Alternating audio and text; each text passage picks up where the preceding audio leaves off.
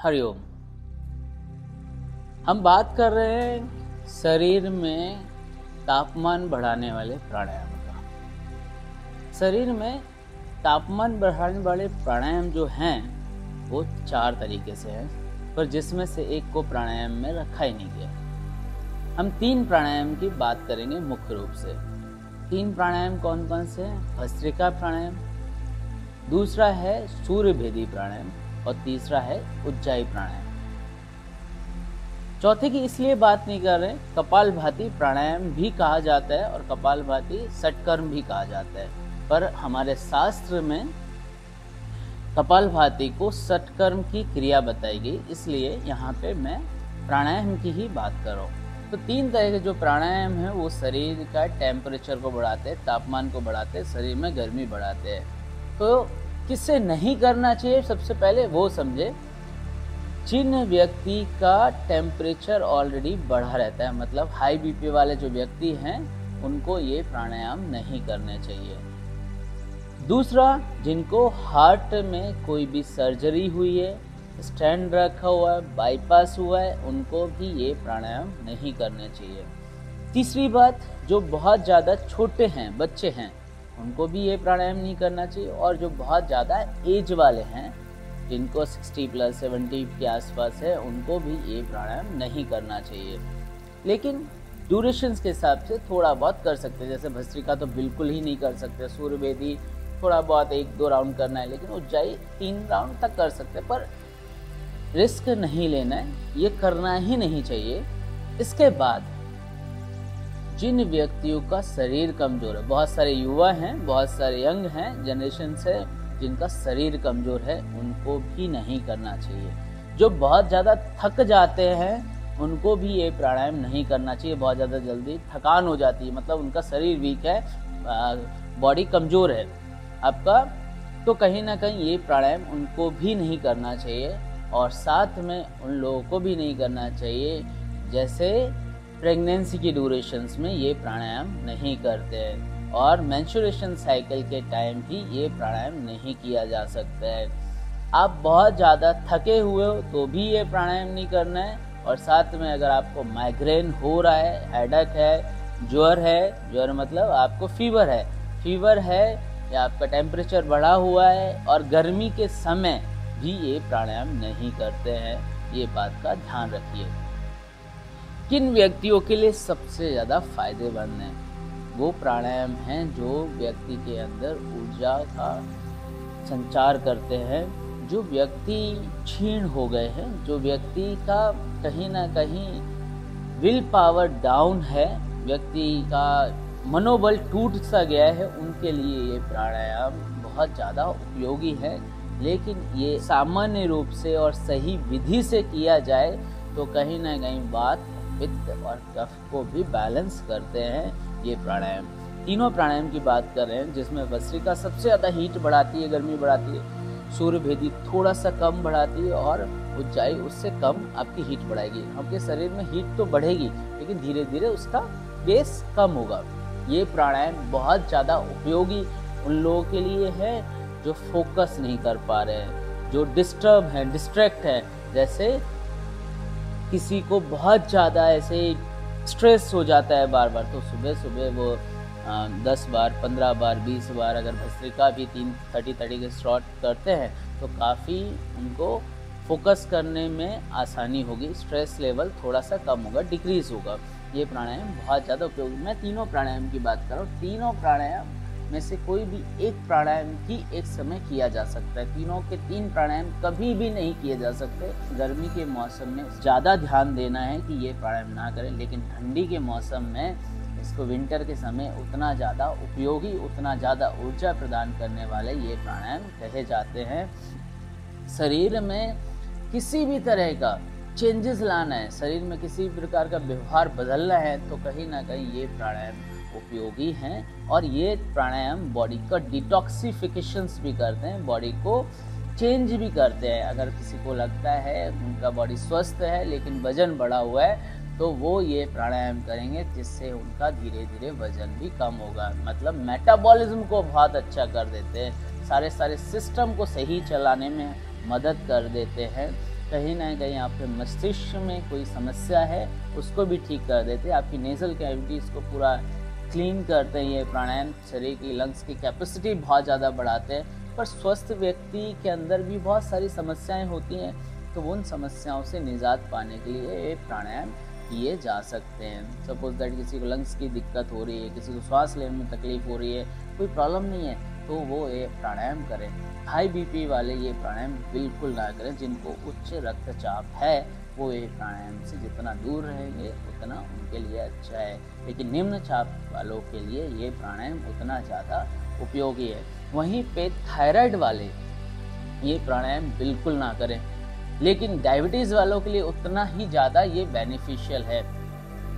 ये स्पष्ट होता है कि बॉडी के सिस्टम को तो सही करता है पर मेटाबॉलिज्म को भी सही करता है। लेकिन थायराइड में ऑलरेडी बॉडी का टेम्परेचर बहुत ऊपर नीचे है, इसकी वजह से ये प्राणायाम नहीं किए जाते हैं। तीनों प्राणायाम की बात हो रही है। अब बात करते हैं भस्त्रिका प्राणायाम की, जो हमारे शास्त्र में कहा गया है। भस्त्रिका प्राणायाम का तात्पर्य ये है कि आपको श्वास को गतिपूर्वक लेना है, श्वास को बहुत तेजी से भरना है और बहुत तेजी से छोड़ना है। जितना फास्ट आप ले सकते हो उतना फास्ट लो, और जितना फास्ट छोड़ सकते हो उतना फास्ट छोड़ो। मतलब फोर्स लगाना है आपको सांस लेने और छोड़ने में। और जब आपको लगता है कि आप थकने लगे हो, तब आप क्या करो कि आप राइट नोस्ट्रिल से श्वास लो और श्वास को अंदर रोको जब तक रोक सकते हो। उसके बाद आप लेफ्ट नोस्ट्रिल से श्वास को छोड़ दो। ये आपके एक राउंड होता है।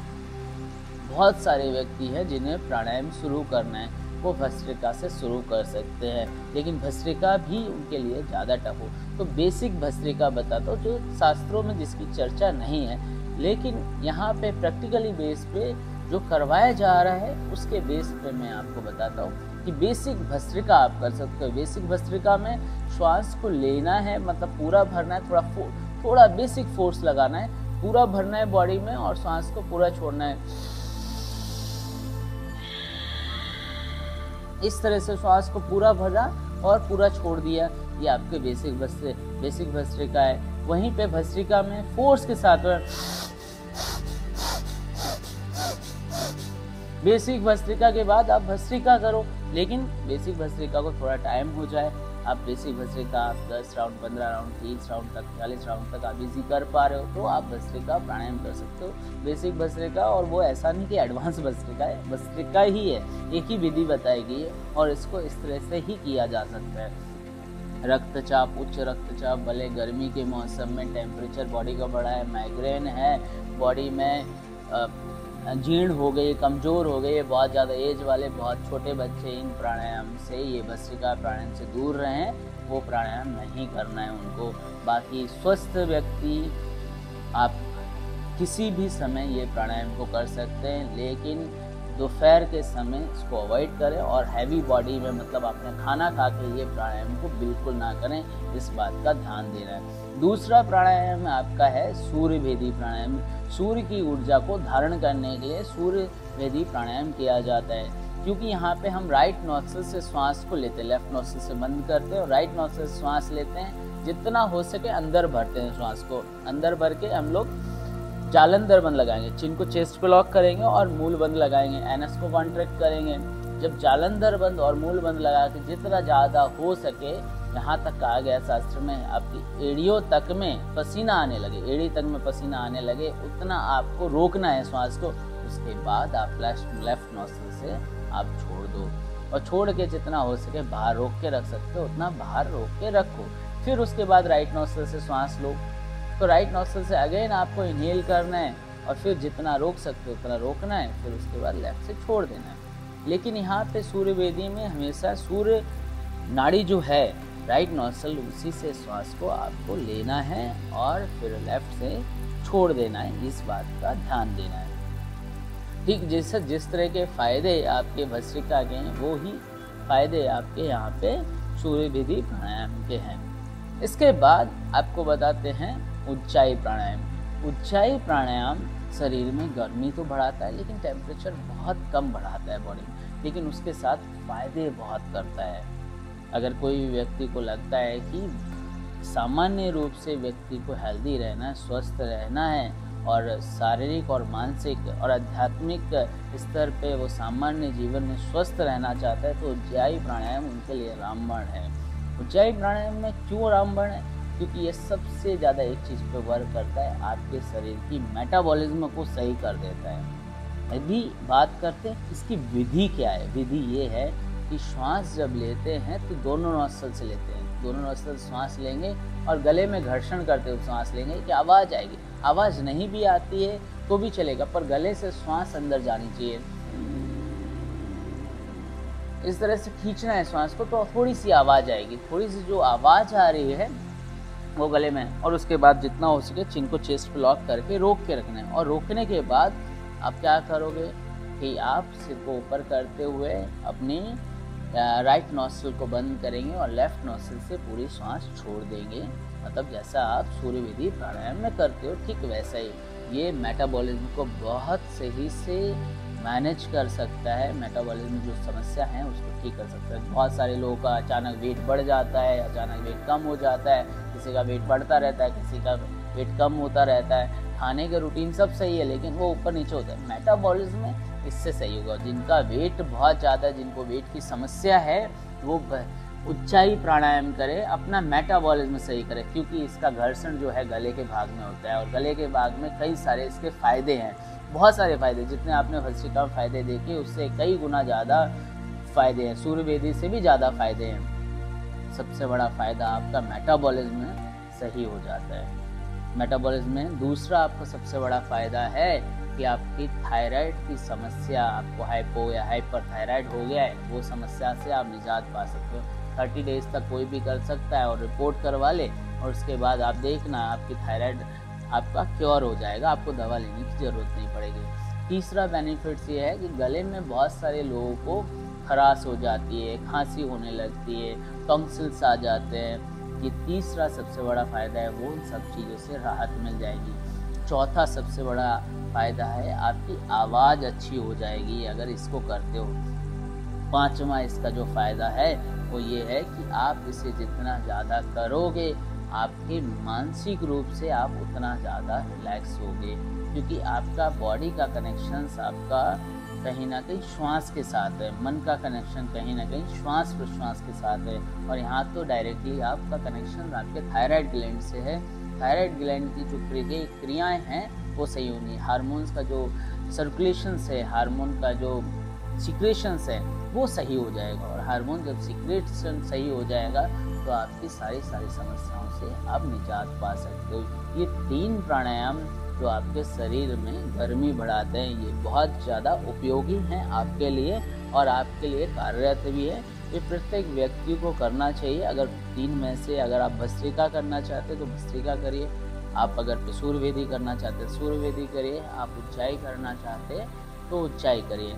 लेकिन अगर आपको मैं बताऊं भस्त्रिका और सूर्य वेदी प्राणायाम के बारे में थोड़ा ड्रॉबैक है। ड्रॉबैक ये है कि भस्त्रिका प्राणायाम अगर आप ज़्यादा करते हो तो आप एक चीज़ के लिए तैयार रहिए कि आपका सिर बहुत हैवी होने वाला है, आपका सिर बहुत चकराएगा। अगर आप करते हो, ज़्यादा करने की प्रैक्टिस करते हो, आपका सिर घूमेगा, ऊर्जा बहुत बढ़ेगी क्योंकि आपकी बॉडी सहन नहीं कर पाएगी वो ऊर्जा को, क्योंकि श्वास प्रश्वास के कारण आपकी तेज़ी से श्वास ले रहे हो, तेज़ी से श्वास छोड़ रहे हो, तो आपके बहुत सारे न्यूरॉन्स आपके बॉडी में डेथ होगी और नए बनेंगे। वो जो प्रक्रिया हुई, डेथ हुई न्यूरॉन्स की, नए बन रहे, उसके लिए आपके ब्रेन में आपको ऐसा लगेगा कुछ समय तक मुझे चक्कर आ रहे हैं, हैवीनेस लग रहा है, ठीक है। ये भस्त्रिका में होगा, बॉडी का टेम्परेचर बहुत ज़्यादा बढ़ जाएगा अगर आप ऐसे करते हो। तो ये प्राणायाम, जो भी प्राणायाम कर रहे हो, एक अच्छे गुरु के मार्गदर्शन में करो, अच्छे योग टीचर के मार्गदर्शन में करो, जो नॉलेज रखते हैं, जो जानते हैं कि प्राणायाम कैसे करना चाहिए। एक्सपीरियंस टीचर के मार्गदर्शन में ये मैं बता रहा हूँ, लेकिन जो भी मैं बता रहा हूँ वो बुक्स में लिखा है, जो हमारे शास्त्र हैं अष्टपदीपिका, हाँ गिरण संहिता, वहाँ पे जो लिखा है मैं वही आपको बता रहा हूँ कि आप गुरु के मार्गदर्शन में ही प्राणायाम का अभ्यास करो, अन्यथा आप ना करो, नॉर्मल श्वास प्रश्वास करो। धन्यवाद।